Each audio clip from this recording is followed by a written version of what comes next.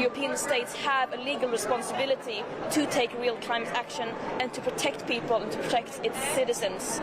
Days after the Supreme Court of India said that people have a right to be free from the adverse effects of climate change, the European Court of Human Rights agreed that climate change involves human rights violations. Remember her? तब मेरे को और कई लोगों को और मैं सोचती हूँ कि ये ख्याल आया होगा कि अब इंडिया में हम लोगों को साफ हवा लेना बहुत ज़्यादा मुश्किल हो सकता है. In 2017, this 9-year-old girl from Uttarakhand, Ridhima Pandey, alarmed by 2013 Uttarakhand floods, approached the National Green Tribunal to sue the government for inaction on climate change.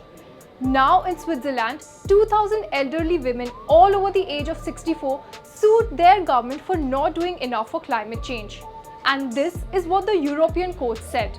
The Court holds that under Article 8, states have a duty to adopt and to effectively apply in practice regulations and measures capable of mitigating the existing and potentially irreversible future effects of climate change.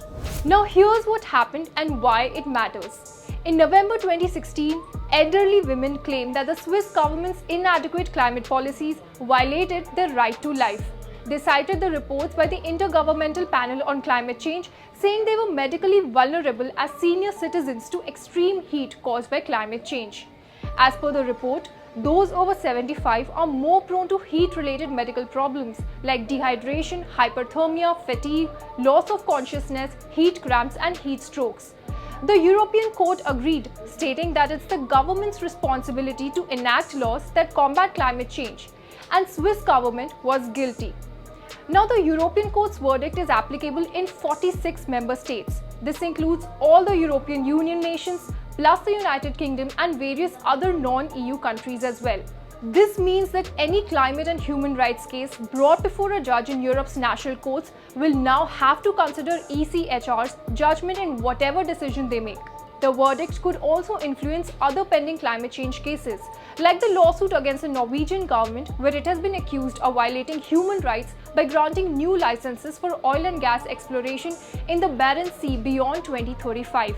All of this comes as climate-related litigation is increasing globally. As of December 2022, there have been more than 2,000 climate-related cases filed around the world.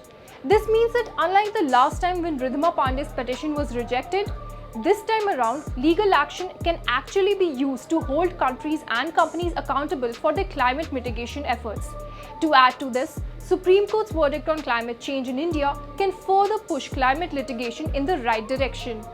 For more informative videos like this, keep watching India Today Newsmo.